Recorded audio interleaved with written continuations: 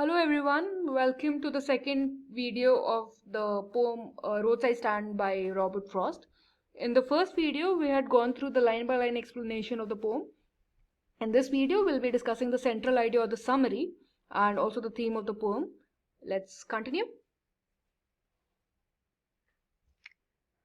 Let's summarize the poem. A roadside stand portrays the poor country people whose earnest desire is to rise above the wretchedness.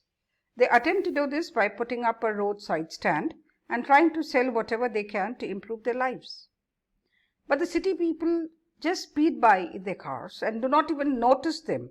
And when they do it, it is with irritation at having spoiled the natural landscape with the badly written signs.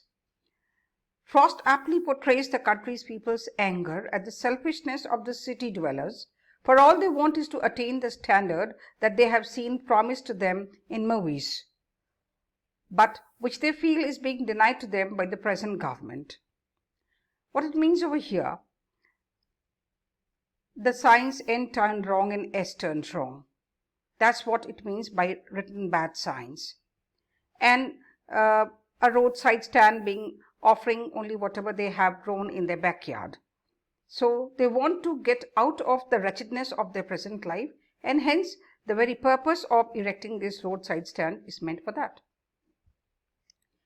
Mind you, they do not want charity, and the poet makes it very clear that the donors are actually ruining lives by calling these so-called benevolent people greedy and beast of prey. They moved them to the countryside to live near the theatres and shops and encourage them to live idle lives which will take away their peace and wits. The greedy good doers. The greedy good doers here refers to all the people who are in power, authority, and who try to be very benevolent. However, that is not so.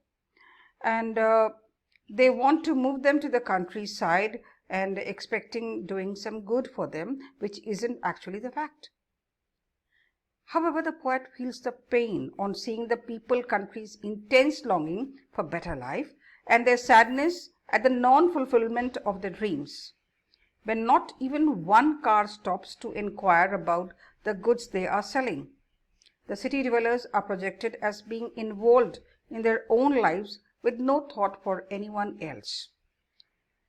Mind you, in the fourth paragraph, the cars do stop by, and they stop by to inquire various things, to inquire about where the road is leading to inquire about could they have a gallon of gas.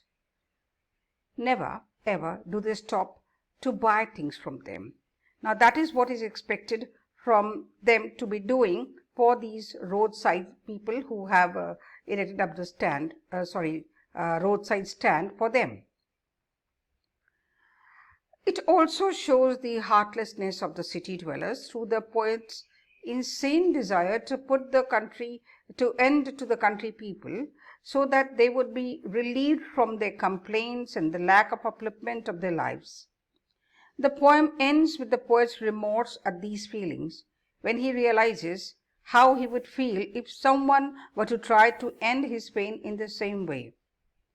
So here, poet is a little cynical about the city people who hardly care about these rural folks out here.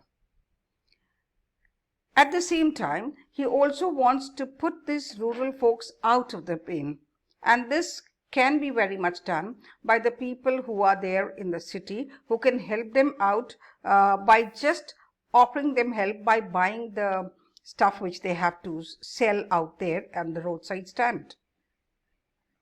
So that's all for the summary, students. Now moving on to the theme of the poem.